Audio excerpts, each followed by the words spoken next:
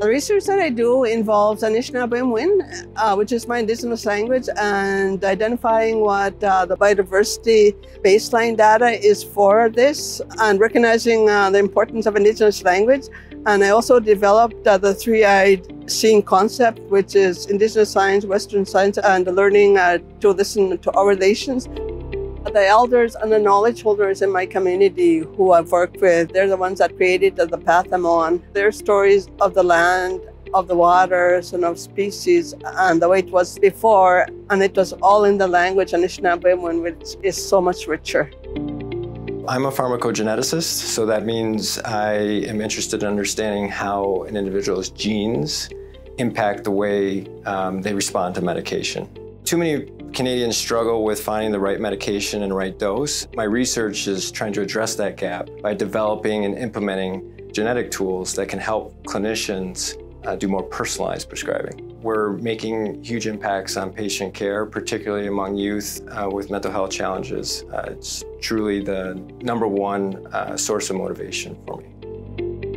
I lead the biomass and biorefinery research lab, where my team focuses on converting renewable plant-based materials into clean fuels, green chemicals, and advanced biomaterials. One of my key contributions has been the biomass photorefinery concept, which harnesses sunlight to produce both biofuels and green hydrogen. My research supports Canada's climate goals, reduces greenhouse gas emissions, and helps build a circular bioeconomy that benefits Canadians across regions and generations. I study non-human primates and humans to understand about the evolution of our sensory systems and how they keep us healthy and how they age. Our sensory systems are really our interface. And so understanding how our sensory systems function and what keeps them healthy and how they age is really important to helping us stay healthy and live vibrant, fulfilling lives. I love everything about what I do. It really challenges me. It's so diverse. So it's from following primates around forests in Costa Rica, being here in the lab. I get to work with a great team of people and we solve problems together.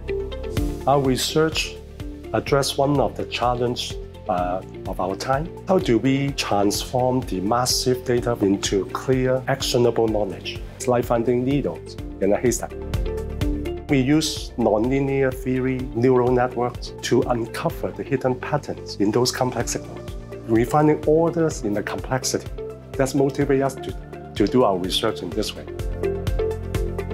So I'm a brain imaging scientist, and I develop new MRI methods to study brain function and organization across the lifespan in both health and disease. So I love working with a multidisciplinary team, and in particular right now we do focused ultrasound work inside the MRI scanner to perform neurosurgery on awake patients.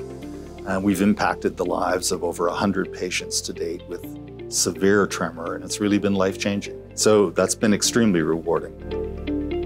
As a historian of medicine and science, I'm particularly interested in the evolution of concepts, notions, theories, also practices and institutions overall.